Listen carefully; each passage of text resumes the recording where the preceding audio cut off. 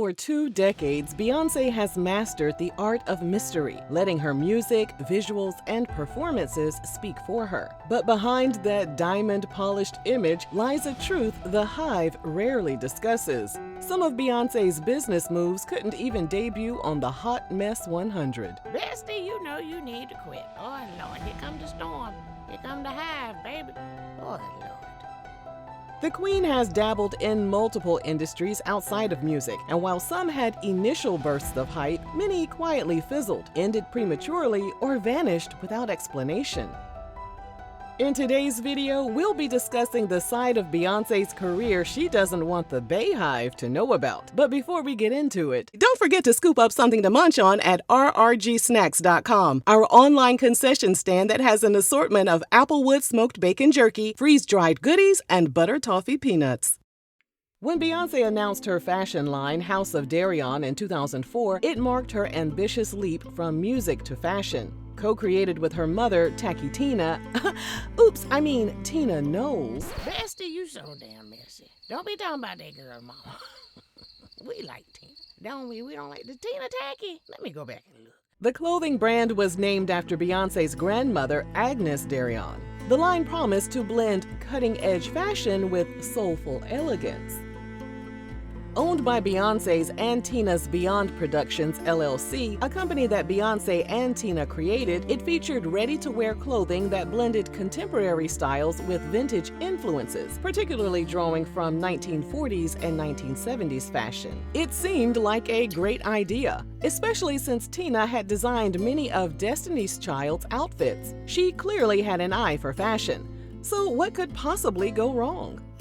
The early rollout included celebrity endorsements, high-profile runway shows, and retail partnerships with Bloomingdale's. Beyoncé also starred in the brand's Spring 2009 campaign, which was filmed in Bermuda. According to the New York Times, the brand's first-year projections were in the tens of millions, and after a few years, a junior line called Darion was launched. But from the start, critics weren't sold. Inconsistent quality and an unclear brand identity were two of the complaints. Reviews often described the pieces as overly busy, cheaply made, and off-brand for Beyoncé's image. Some accused the brand of struggling to define its target audience, while others noted that the lack of a branding strategy adversely affected its market performance. By 2010, House of Darion quietly fled America and was distributed exclusively in European department and specialty stores. However, 2 years after that move, the brand was back in the U.S. due to declining European sales, British Vogue reported. The brand's chief executive officer, Philip Davis, left the company, and Women's Wear Daily reported that several employees had their contracts terminated. And then the brand's junior line got discontinued, and House of Darion quickly followed suit. Beyoncé never publicly addressed its demise. However, fashion insiders told The Guardian that the brand's failure stemmed from trying to ride too many trends at once, rather than building a signature style.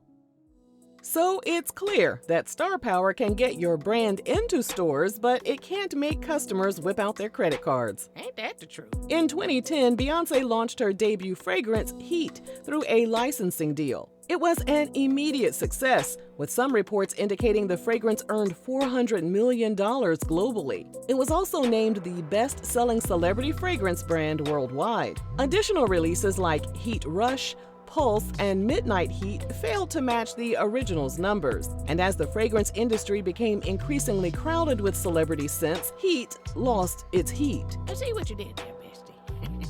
Yeah, I see what you did there. Funny.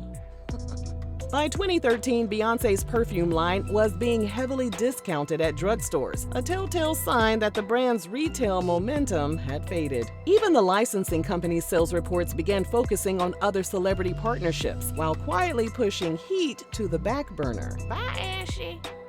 In February 2019, Beyoncé partnered with her trainer Marco Borges to create an organic, vegan, gluten-free, soy-free meal delivery service called 22 Days Nutrition. We're gonna go 100% plant-based from now through Coachella. I'm back on the stage after giving birth to twins. I was a woman that felt like my body was not mine. We know the power of vegetables, we know the power of plants, we know the power of foods that are unprocessed and as close to nature as possible. That sounds nasty as hell. It should also cost, the cost should be free, because ain't nothing in it. What they feeding the people? Child. Initially, the concept rode the wave of the clean eating trend. However, backlash was felt across the globe. A spokesperson for the British Association for Nutrition and Lifestyle Medicine said that the vegan diet plan could be dangerous because the calories were too low and could cause nutritional deficiencies. By late 2016, media coverage had dried up, and the program quietly restructured into a product-based site, complete with a meal planning feature. The subscription meal service, which was the original selling point, has since been discontinued.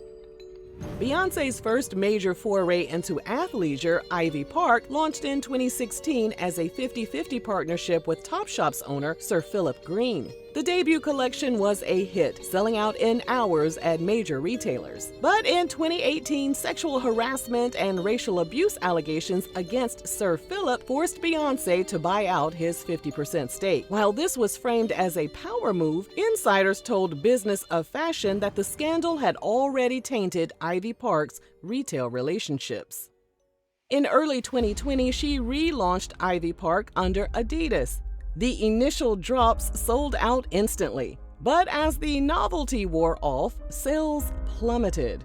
In 2023, the Wall Street Journal reported that Ivy Park's sales had dropped by more than 50% year over year, generating about $40 million, which was far below Adidas's $250 million projections. The partnership between Ivy Park and Adidas ended in March 2023 after they mutually agreed to part ways due to creative differences and disappointing sales. Bye, Ashy, again. Of course, we can't forget the disastrous business venture known as Parkwood Entertainment. The company was initially founded in 2008 as a production company and teamed up with Sony Music and TriStar Pictures to produce the 2008 film Cadillac Records. In the film, Beyoncé plays the lead role of Etta James. While she took home a Grammy for her rendition of Etta's song At Last, the film as a whole underperformed at the box office. BoxOfficeMojo.com stated the movie had a $12 million budget and only brought in approximately $9 million in revenue worldwide. Dang, dog. Can you say flop? The following year, Parkwood tried to produce yet another film called Obsessed, starring Beyoncé and Idris Elba. This time, Parkwood hit a grand slam, and the film made over $70 million worldwide with just a $20 million budget. Unfortunately, the reviews were terrible, and a writer for TheRinger.com went as far as to describe Beyoncé as being a bad actress.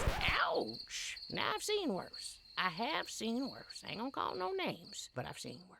From there, Parkwood decided to expand its reach by becoming a management company and an imprint record label underneath Columbia Records. Beyoncé brought on a team of assistants, executives, visual directors, creative directors, a general manager, a brand manager, and digital media experts to help her redefine her place in pop culture.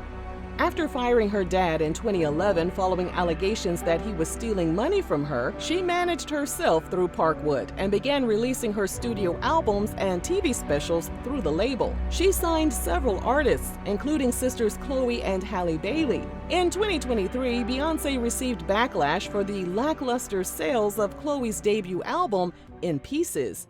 The album dropped with almost no public push from Beyoncé. She didn't post about it on Instagram and didn't tweet congratulations. The album landed at number 119 on the US Billboard charts, selling only 10,000 copies in its first week. Lord have mercy. Yeah. Did you say 10,000? Baby. On Twitter and TikTok, the speculation got messy fast. Some fans accused Beyoncé of quietly sabotaging Chloe's career by letting her debut project sink without the kind of visibility only she could provide. Others argued it was intentional distance, a way for Beyoncé to keep her own brand spotless while Chloe absorbed the mixed reviews and underwhelming sales. Whether it was a calculated business decision or a genuine disinterest, the narrative took on a life of its own, and it was clear to most that the mentor had left her own protege to drown. As for Halle, well, Po Lil Tink Tink hasn't even released a debut studio album. One of the main problems is that Beyoncé runs Parkwood the way she runs her personal brand, tightly controlled, highly secretive, and centered entirely on her own schedule and priorities. Emerging artists need constant visibility, media engagement, and creative momentum to break through in a crowded market. Parkwood artists rarely get consistent promotion. Chloe and Halle have admitted that most of Beyoncé's guidance comes in the form of letters she sends them, which sounds less like active mentorship and more like a pen pal arrangement. Beyonce said, I'm sending them a 4-page letter. In other words, she's keeping her hands so far off her artists, you'd think they had a restraining order against her. Bestie, you a damn mess. You know that, girl. Another issue is that Beyoncé's own mystique and perfectionism create an environment where the artists on her label may feel pressure to emulate her standards without having her resources or her platform. Instead of fostering individuality and unique branding, Parkwood sometimes comes across as trying to mold its artists into miniature extensions of Beyoncé, which dilutes their personal artistry. The public rarely sees these artists' personalities or creative visions fully explored in a way that feels authentic and independent from their mentor's shadow. In the end, being a great artist does not automatically make someone a great label head. Beyoncé's success has always been about her ability to control her narrative and operate on her own terms. Parkwood's shortcomings suggest that she has not built a system that allows other artists to do the same. A label requires consistent investment, robust marketing, and a willingness to let artists take risks and even fail publicly in order to grow. Without those elements, Beyoncé's name may open doors for her signees, but it has yet to keep them open long enough for those artists to truly thrive. All of the tomfoolery puts a crack in Parkwood's brand. Signing to Beyoncé's label should be a dream scenario with instant industry credibility, access to elite producers, and the stamp of approval from one of the most respected names in music. But after watching how Chloe's debut was handled, the dream started to look like a nightmare. Now, we have to address the elephant in the room. Elephant? When it comes to music, Beyoncé's air of mystery is part of her magic. She is one of the last true pop stars who can disappear for months, then re-emerge without warning and bring the entire world to a halt. Her rare interviews, selective appearances, and carefully orchestrated album rollouts create a sense of grandeur that fuels her status as an untouchable icon. In music, the less she says, the more people speculate, and in that world, speculation equals hype. But when the same approach is applied to business, especially in consumer-facing industries like fashion, beauty, or lifestyle products, the results can be far less magical. In business, customers want accessibility. They want to feel like they are buying into a lifestyle they understand and can see themselves in. Brands like Rihanna's Fenty and Kim Kardashian's Skims thrive because the founders are visibly engaged, constantly talking to their audience and regularly showing themselves using the products in real life. In contrast, Beyoncé rarely lets people behind the curtain, and that absence of personal connection can make her products feel cold or abandoned once the launch excitement wears off. Another challenge is the assumption that name recognition alone will carry a brand indefinitely. Beyoncé's fame is immense, but even the most famous names cannot rely solely on celebrity status to drive consumer loyalty. Beyoncé's ventures often seem to operate on the belief that the initial tidal wave will be enough to sustain them, rather than committing to the slow, ongoing work of nurturing a consumer base.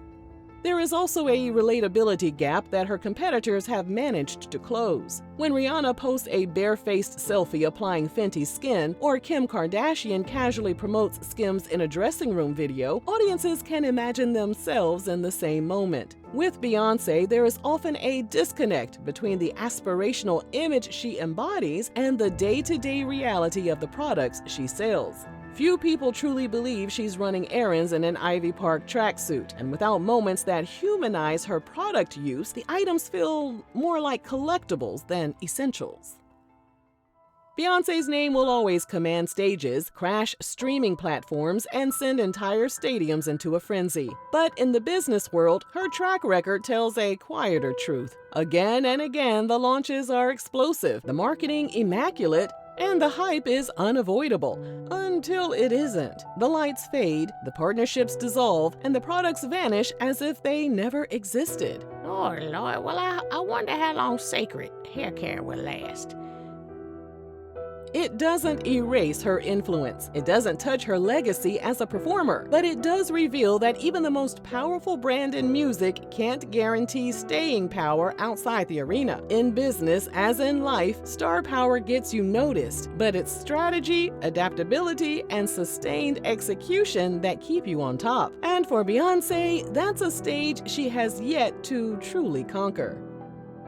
If you enjoyed this video, let us know down below. And thanks for watching RRG.